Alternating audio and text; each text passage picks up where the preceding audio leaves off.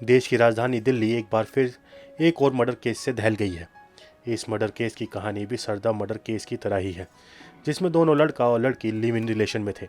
और श्रद्धा murder case की तरह ही मर्डर के बाद बॉडी को रेफ्रिजरेटर में छुपा दिया गया। लेकिन इस केस में हैरानी की बात यह रही कि 24 साल के लड़के ने मर्डर के कुछ घंटे बाद ही दूसरी लड़की से शादी भी कर ली। आपको बता दें कि मृतक निकिता यादव साहिल गहलोत के साथ बिंदापुर के किराए के घर में रह रही थी। दोनों 2018 से ही रिलेशनशिप में थे। साहिल ने दूसरी लड़की से शादी का प्लान बना लिया और उसने निक्की को इसके बारे में कुछ नहीं बताया। लेकिन जैसे ही निक्की को इसकी खबर हुई तो दोनों में झगड़े शुरू हो गए। पुलिस ने बताया कि निक्की को पता चला कि साहिल की सगाई 9 फरवरी को फिक्स हुई है और उसकी शादी अगले दिन होने वाली है। वह शादी को रोकने के लिए साहिल पर दबाव बना रही थी। 9 फरवरी की रात करीब 11 बजे साहिल बिंदापुर पहुंचा और दोनों उसकी कार में घर के लिए चल दिए। आधी रात दोनों कश्मीरी गेट पहुंचे।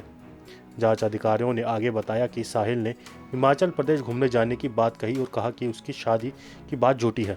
हालांकि निक्की लगातार सच जानने की बात करती रही। उस दौरान दोनों में काफ़ी झगड़ा हुआ।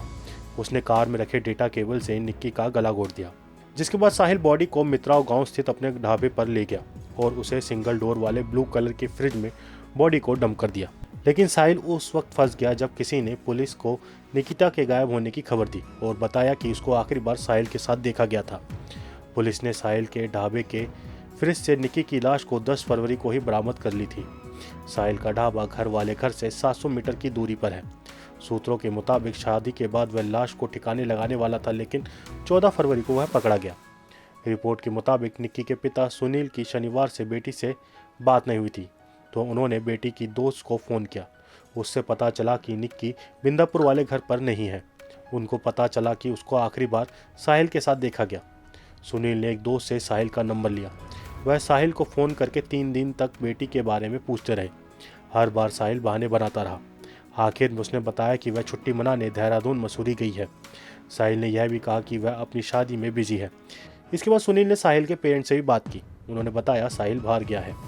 बाद में उन्होंने कहा कि वे निक्की के बारे में नहीं जानते। आपका नाम क्या है? सुनील है जी। निकिता को क्या लगता है? मैं उनका फादर हूँ। कैसे पता चला आप इसको? कल हमारे पास पुलिस वालों का फ़ोन आया, तभी पता लगा सुबह। तो अभी दिल्ली जा रहे हैं? है जी। दिल्ली जा रहे हैं? हाँ, अभी उनका पोस्टमार्टम होना है, तो उनको लेके आने हैं डेड बॉडी। अब साहिल को गिरफ्तार कर लिया तो न्याय की क्या मांग? न्याय की यही मांग है जी, उसको भी सजाए मौत होनी चाहिए।